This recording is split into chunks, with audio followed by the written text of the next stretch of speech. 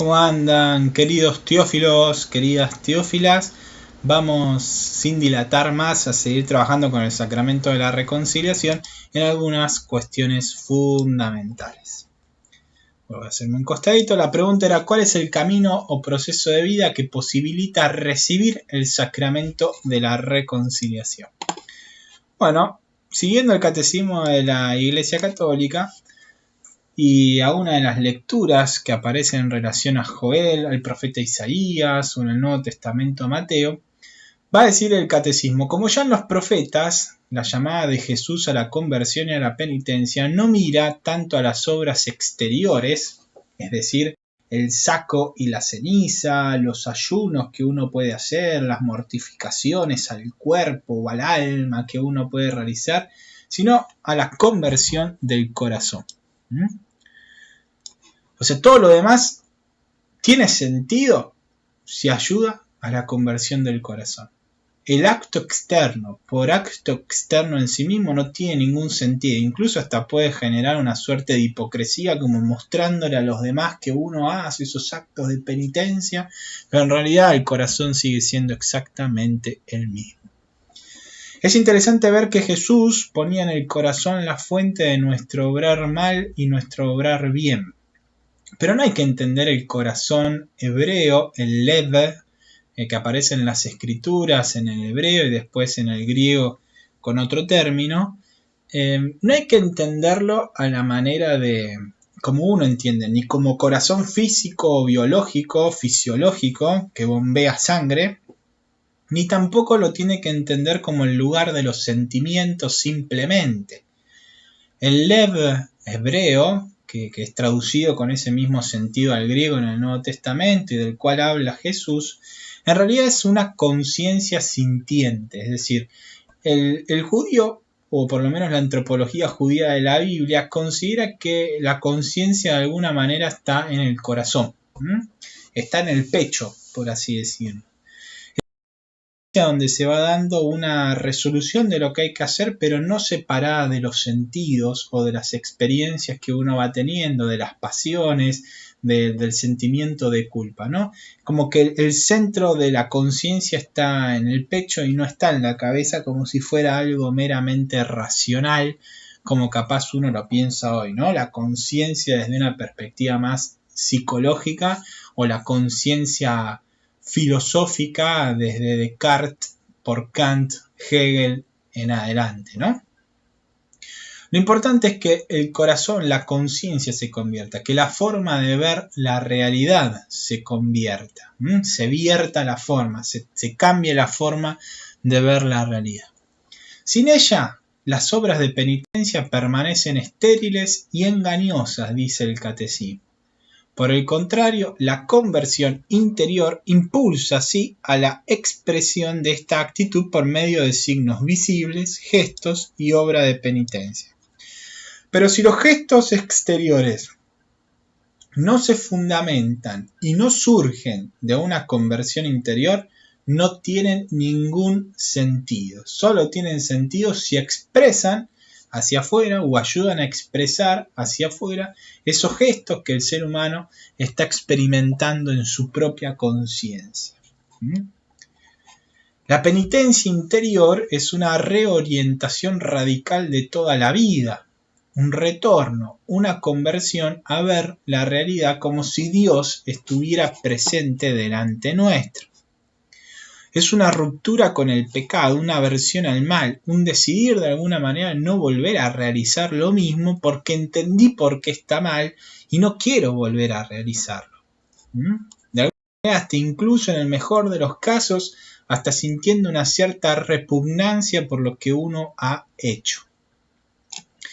Al mismo tiempo comprende el deseo y la resolución de cambiar la propia vida, o sea, tener asco por lo que hice o dejé de hacer, en realidad no es suficiente, sino que cuando me vuelva a surgir lo mismo, no volver a hacerlo. Es como cuando uno le da asco ciertos alimentos o le da cierta situación, le genera como una repugnancia a alguno, no sé, un animal muerto, a otros ver sangre, a otros una cucaracha o lo que fuera.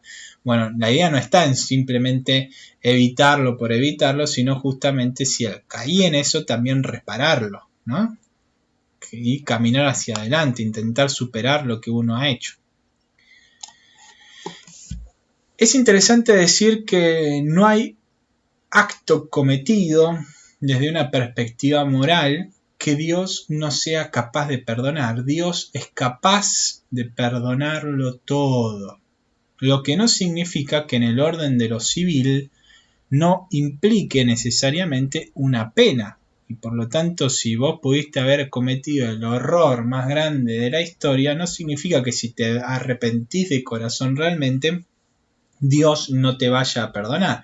Dios te va a perdonar, pero si te metieron preso, bueno, necesariamente vas a tener que cumplir la pena que se te dio, ¿no? Porque una cosa es el orden de lo civil, otra cosa es el orden de lo moral. El orden del derecho y el orden de la moral, si bien deberían desde una perspectiva cristiana estar en correlación, uno fundamentando al otro, ¿no? La moral como el sustento del derecho, en la práctica muchas veces van por caminos separados. Esta conversión del corazón va acompañada a veces con dolor y tristezas saludables, no esas tristezas que nos hunden en la desesperación y en la depresión, sino una tristeza de saber que también está la misericordia de Dios, pero asumiendo con todas las letras lo que uno ha realizado o dejado de realizar. Es hacerse responsable de uno mismo y de sus propios actos, ¿no? Es preciso que Dios dé al hombre un corazón nuevo. La conversión es primeramente una obra de la gracia de Dios que hace volver a Él nuestros corazones.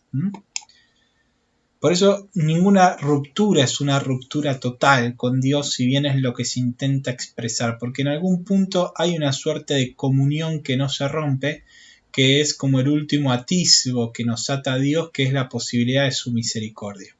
E incluso las personas que han cometido algún acto muy grave, con la asistencia de Dios pueden volver a poder progresar en su propia vida, a confesar eso, asumiendo la responsabilidad que corresponde, la pena que le corresponde por su acto, pero sintiéndose libre interiormente al volver y experimentar la misericordia de Dios, ¿no? Bueno, las expresiones de penitencia interior, como veníamos hablando antes, como el ayuno, la oración, la limosna, son formas concretas de mostrar hacia afuera y de poder expresar nuestro intento de cambiar nuestra conciencia, ¿no? Nos van como domando, templando nuestro ánimo, nuestra voluntad y demás. A ver, ¿cuáles son los signos y qué efectos realizan cada uno de estos signos concretos que aparecen en esta celebración de este sacramento? Como dijimos, el pecado es ante todo una ofensa a Dios, una ruptura, un distanciamiento en la comunión con Él. Al mismo tiempo, atenta contra la comunión con la Iglesia. Por eso la conversión implica a la vez el perdón de Dios y la reconciliación con la Iglesia, que es lo que expresa y realiza litúrgicamente el sacramento de penitencia y la reconciliación. ¿Qué es lo que entonces realiza el sacramento de penitencia? Nos va a dar el perdón de Dios y nos va a reconciliar con Él y con la Iglesia. A ver, hay algo que entender en todo esto. Es Dios el que perdona a través del ministro. No es el cura de mi capilla, no es el cura de mi parroquia, no es el obispo de mi diócesis, no es el ministro, el presbítero o el episcopo ante el cual confieso mis pecados el que decide perdonarme o no. Él es un mero instrumento, en ese caso, del propio Cristo que está perdonando a través del sacerdote o está perdonando a través del obispo al que se confiesa como pecador. Jesús es el Hijo de Dios y dice de sí mismo: el Hijo del Hombre tiene poder de perdonar los pecados y ejerce ese poder divino. Tus pecados están perdonados, le dice, por ejemplo, al paralítico que había sido llevado por los 4 amigos. Más aún, en virtud de su autoridad divina, Jesús confiere este poder a su iglesia para que lo sigan ejerciendo en su nombre. Esos mismos actos que Jesús realizaba de perdonar los pecados a la gente, también se los confirió a su iglesia para que sigan perdonando los pecados. Pero en realidad es Él el que a través de su iglesia continúa perdonando los pecados a la humanidad. Cristo quiso que toda su iglesia, en su oración como en su vida y obra, fueran signo e instrumento del perdón y la reconciliación que nos adquirió al precio de su sangre. De alguna manera la iglesia, con sus palabras, sus gestos de caridad, tienen que ser un signo de la misericordia de Dios en el mundo. Si la iglesia no actúa con misericordia en el mundo, bueno, posiblemente en eso también esté pecando. De hecho, está conformada también por seres humanos y somos pecadores o débiles o tenemos concupiscencia y a veces no escuchamos el llamado de la gracia o la asistencia de la gracia para cumplir el proyecto de Dios y tergiversamos esa obra de la creación. Cristo confió el ejercicio del poder de absolución al ministerio apostólico, es decir, a los obispos, que está encargado del ministerio de la reconciliación. El obispo, sucesor de los apóstoles, es enviado en nombre de Cristo y es Dios mismo quien a través de él exhorta y suplica: déjense reconciliar con Dios. Durante su vida pública, Jesús no solo perdonó los pecados, también manifestó el efecto de este perdón. A los pecadores que son perdonados los vuelve a integrar en la comunidad del pueblo de Dios, de donde el pecado los había alejado o excluido. Es interesante ver que el pecado nos aleja de los demás, nos aleja de nuestros sueños más profundos, nos aleja de nuestros proyectos que realmente nos van a humanizar, nos aleja de los que queremos y destruye también el entorno. Piensen en el egoísmo de aquel que tiene una empresa, como les decía, de celulosa y con tal de generar dinero y que él y su familia puedan gozar de una buena vida, de prestigio y de poder, son capaces de contaminar ríos y que millones de personas tomen agua con mercurio, con metales pesados o con elementos cancerígenos para que 5, 10, 15 personas vivan en plenitud a expensas de millones. Lo mismo en el ámbito de lo social, lo mismo en el ámbito de lo político, lo mismo en el ámbito de lo económico, más allá del ejemplo concreto que di. Es decir, nos aleja de los demás y pone obstáculos a los demás también para que cumplan sus proyectos y se realicen humanamente, ¿no? Es un obstáculo a la humanización, es un obstáculo al bien común, no solamente una cuestión individual de mi relación con Dios y me siento cómodo con Él o no.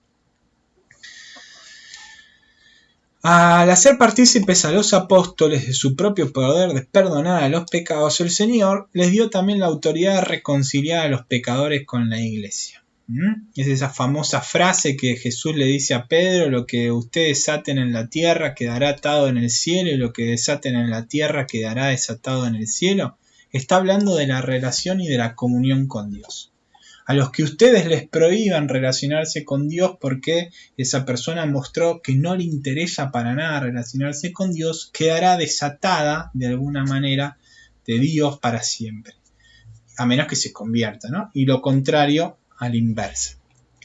Cristo instituyó el sacramento de la penitencia en favor de todos los miembros pecadores de su iglesia, ante todo para los que después del bautismo hayan caído en el pecado grave y hayan perdido la gracia bautismal y lesionado la comunión eclesial. A lo largo de los siglos, la forma concreta según la cual la iglesia ha ejercido este poder recibido del Señor ha variado mucho. De hecho, en los siglos primeros, había una sola oportunidad de poder confesarse, porque se supone que si uno se convirtió a Cristo en la edad adulta, ha cambiado su conciencia. De hecho, el bautismo era un proceso que duraba entre 2 y 3 años, por lo tanto había todo un proceso de transformación moral, una transformación intelectual, teológica, en la propia conciencia, en las relaciones con los demás, con su familia, ¿no? No es como ahora que uno hace un curso de bautismo, si es que hay en algunas iglesias o parroquias, y se bautiza o el niño se bautizó. Entonces, se suponía que no era necesario volver más de al menos una vez a la relación con Dios. Incluso lo tenía que hacer el obispo y uno tenía que confesar su pecado delante de toda la comunidad, porque justamente afectó a la comunidad el pecado que uno realizó. Afectó a los otros. Después esto se fue tornando cada vez más individualizado y preservando de alguna manera el valor de la conciencia de cada persona, la no necesidad de exponerlo al ser humano ante los demás al momento de poder comentar lo que ha hecho porque les favorece en ese proceso. Lo importante en el fondo es la conversión del corazón y no tanto si lo dice ante 1.000.000 de personas, 5.000 millones de personas o lo dice solo en el secreto del sigilo sacramental ante un ministro ordinario, ¿no? A través de los cambios que la disciplina y la celebración de este sacramento han experimentado a lo largo de los siglos, se descubre una misma estructura fundamental. Comprende dos elementos igualmente esenciales. De alguna manera, por una parte, los actos del ser humano que se convierte bajo la acción del Espíritu Santo, a saber, la constricción, que es como el dolor que uno siente por haber hecho lo que uno hizo, la parte de la confesión propiamente del pecado ante el presbítero o ante el episcopo, y la satisfacción o reparación que a uno le corresponde por haber hecho lo que ha hecho. Por otra parte, en el sacramento, además de lo que le toca hacer a la persona que se va a confesar o que se va a reconciliar con Dios a celebrar este sacramento, por otra parte, la acción de Dios se ve por el ministerio de la Iglesia en el presbítero, ya sea en los obispos o presbíteros, que en nombre de Cristo conceden el perdón de los pecados. Así, el pecador es curado y restablecido en la comunión eclesial. La fórmula de absolución en uso en una iglesia latina expresa el elemento esencial de este sacramento. El Padre de la Misericordia es la fuente de todo perdón. Realiza la reconciliación de los pecadores por la Pascua de su Hijo, don de su Espíritu a través de la oración y el ministerio de la Iglesia.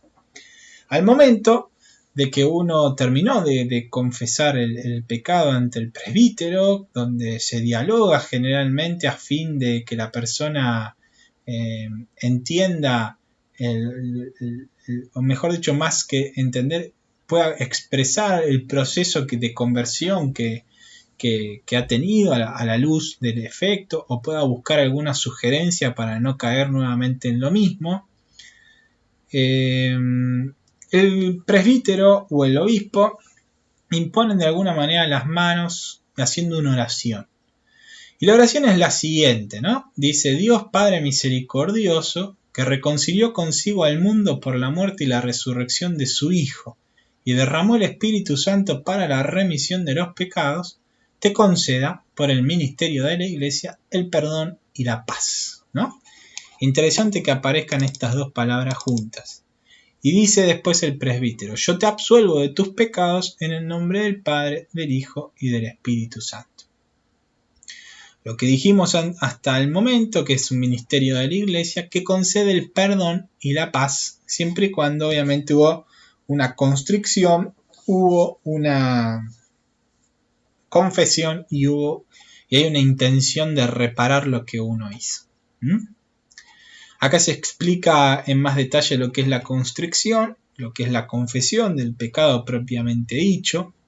Sepan que en el momento de la confesión el presbítero o el obispo no puede indagar más de lo necesario, no es que puede inmiscuirse intentando como buscar a la suerte de un investigador de conciencia lo que uno hizo o dejó de hacer. No puede preguntar sobre cuestiones muy concretas, salvo para de alguna manera entender si algo generara dudas de que realmente la persona está arrepentida, ¿no? Pero si no hay necesidad de por qué saber si eso se hizo de esta manera con la mano izquierda o con la mano derecha, no influye en nada. Lo importante es el proceso de conversión del corazón.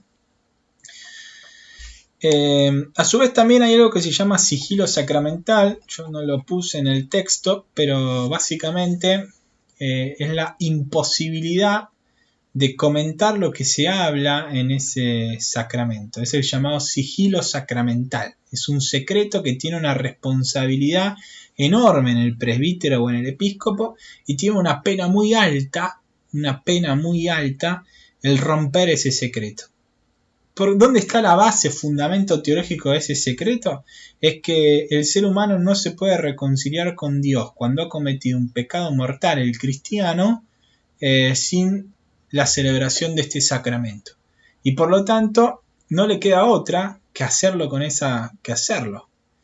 Y de esa forma no tiene chance de elegirlo. O sea, no es que no puede no contarlo para que después el presbítero no lo cuente. Entonces, la Iglesia sabiamente encuentra la necesidad de preservar la conciencia del penitente y del que clama por misericordia, y a su vez también porque es como que uno se lo estuviera confesando al mismo Cristo, pero por medio de una acción sacramental. No es que uno lo pueda hacer en su casa, tirado en una cama o en un sillón, hablando con Dios y perdóname los pecados y ya está. O sea, hay necesidad en el pecado mortal de celebrar el sacramento. Bien, por último, la penitencia que el confesor impone debe tener en cuenta la situación personal del penitente y buscar el bien espiritual, ¿no? Es decir, intentar arreglar lo que esa persona realizó. A veces puede consistir en una simple oración, si el pecado no es muy grave. Puede consistir en una ofrenda, ya sea económica, según lo que uno pueda dar, en alimentos, a Cáritas, a una persona que esté por la calle. Obras de misericordia, servicios al prójimo, privaciones voluntarias, qué sé yo, no como carne, no sé, y se la doy a mi vecino, o esa plata que utilizaba para comprar carne la voy a depositar en la alcancía de la iglesia, o voy a comprar una bolsa de alimentos y se la voy a dar a una persona que conozco que está pasando necesidad. Sacrificios, no sacrificio de animales ni nada por el estilo, sino sacrificio de voluntad, por así decirlo, ¿no? No sé, no voy a hacer esta cosa para dedicarla a la oración o para dedicársela a la persona que realmente afecté con mi relación o mi modo de obrar. Tiene que tener sentido la penitencia, ¿no? Tiene que ayudar a la persona a reparar aquello que realizó y fortalecerla para no volver a hacerla otra vez, ganar conciencia de lo que hizo realmente estuvo mal. ¿Quién preside la celebración? Como ya lo dijimos, los obispos o los presbíteros. Nadie más puede presidirla. El diácono no puede celebrar el sacramento de la reconciliación. Ningún bautizado, salvo que sea obispo o sea presbítero, puede presidir este sacramento. ¿Por qué recibir este sacramento? Como ya lo dijimos, nos devuelve, nos reconcilia con la iglesia y nos devuelve a la amistad con Dios. Básicamente es eso. Después va a existir algo al que le interesa, que son las indulgencias también.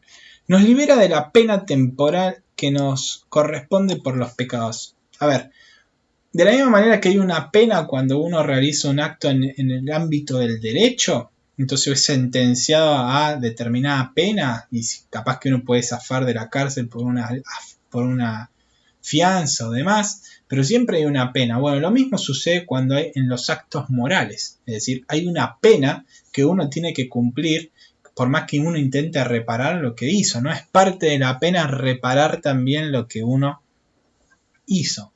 La pena no en el sentido peyorativo de que algo que me pesa, es parte del proceso justamente de tomar conciencia de lo que uno realizó e intentar repararlo en lo más que pueda. Bueno, las penas se pueden de alguna manera borrar, limpiar, quitar, aminorar por las indulgencias. Si son totales o plenarias significa que se borran todas las penas, si son parciales significa que se borran algunas, ¿no? ¿Cuántas veces puedo recibir el sacramento de reconciliación en la vida? Siempre que sea necesario. Cantidad de veces porque significa que estás emprendiendo un camino de humanización, un camino de perfección, un camino de comprensión en el amor y de relación en el amor con los demás, con vos mismos, con el entorno y con Dios. pero no hay un límite de ni que se puede recibir este sacramento, ¿no? La Iglesia recomienda al menos una vez al año para escudriñar su conciencia en caso de que uno haya cometido pecado mortal, ¿no? Pero básicamente no hay límite con respecto a esto. Bueno, espero que el video les haya interesado, que hayan podido trabajar y comprender un poco más dinámicamente el sacramento de la reconciliación, que implica relacionarnos con los demás de una manera más humana, más solidaria, más cooperativa, con los demás, con uno y con el entorno.